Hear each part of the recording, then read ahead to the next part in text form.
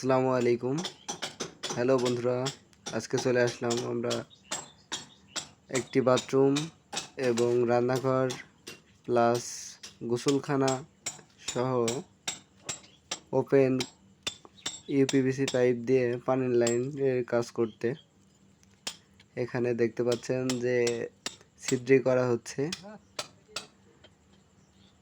এবং চলুন দেখে আসি অন্য পাশে। এখানে অলরেডি ছাদের ছিদ্রি করা হয়ে গেছে এবং ওয়ালগুলোও সিডি করা কমপ্লিট হয়ে গেছে। কিছুক্ষণের মধ্যে আমরা পাইপ ফিটিং দেখাবো ইনশাল্লাহ আপনাদেরকে। উপর থেকে পাইপ চাইতেছে, একজন কাজ করতেছে, লক কম আছে যার কারণে আমার নিজেরই পাইপটা দিতে হচ্ছে।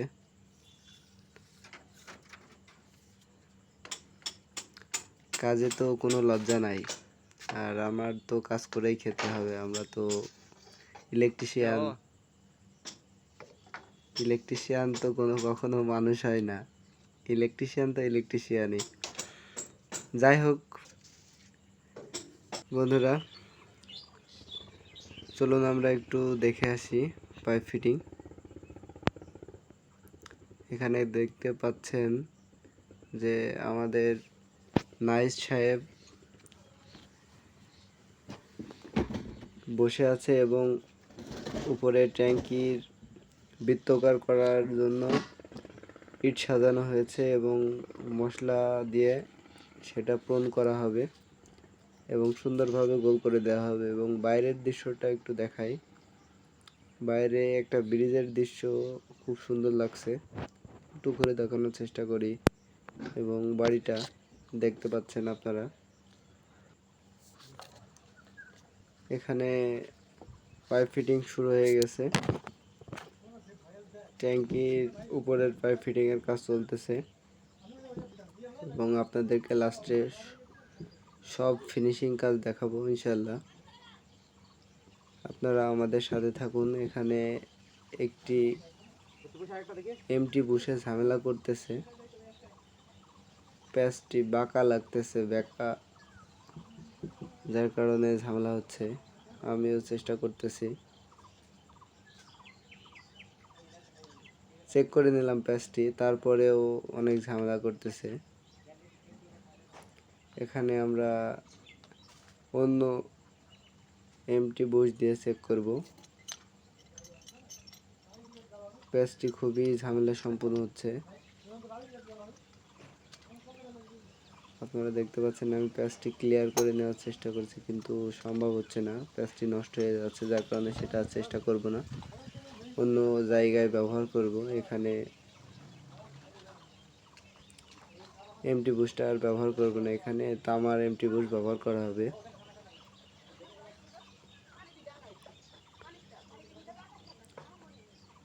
আমার ফেসটা পুরোটা আসছে না, ক্যামেরাম্যান নাই তো, যার কারণে কি আর করার, ট্যাঙ্কির উপর ফোনটা রাখা আছে।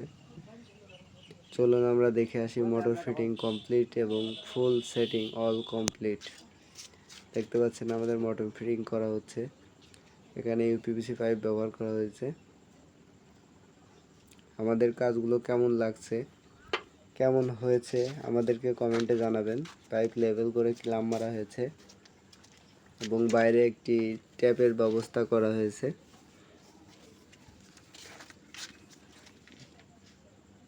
এবং একটি রান্নাঘরে লাইন দেওয়া হয়েছে, সেটাও আপনাদেরকে দেখাবো। এবং পানির লাইন আউটলেটটাও বের করে দেওয়া হয়েছে।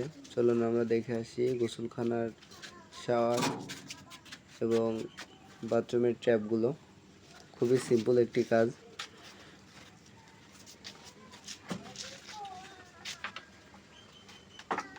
চলুন আমরা একটু ঘুরে ট্যাঙ্কি থেকে দেখে আসি।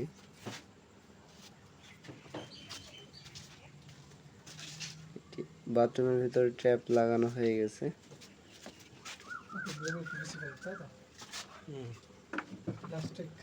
আমরা ছাদে উঠতেছি,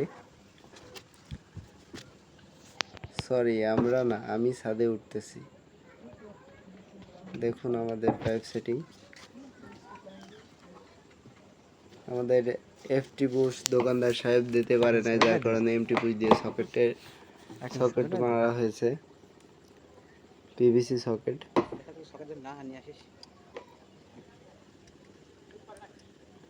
মিস্ত্রি সাহেব একটি সকেট শর্ট ছিল, যার কারণে সকেট বাদাই লাগিয়েছে, এখন সেই সকেটটি লাগিয়ে দিচ্ছে।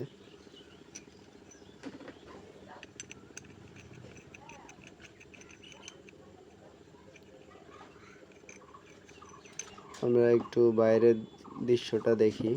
এর আগে হালকা দেখাইছিলাম, এখন পুরোটা দেখাচ্ছি।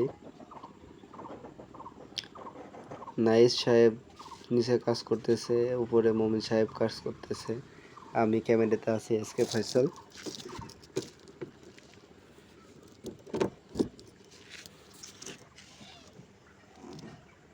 সিলটা বের হয়ে আছে, সেটা ছেড়ে দিতে বলতেছি।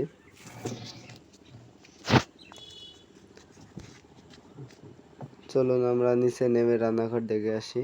এই যে আমরা চলে আসলাম রান্নাঘরে।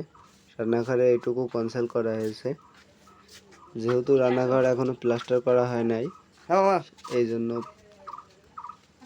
কনসেল কেটে দেওয়া হয়েছে এবং কিছুটা পাইপ ফ্লোরিং করা আছে।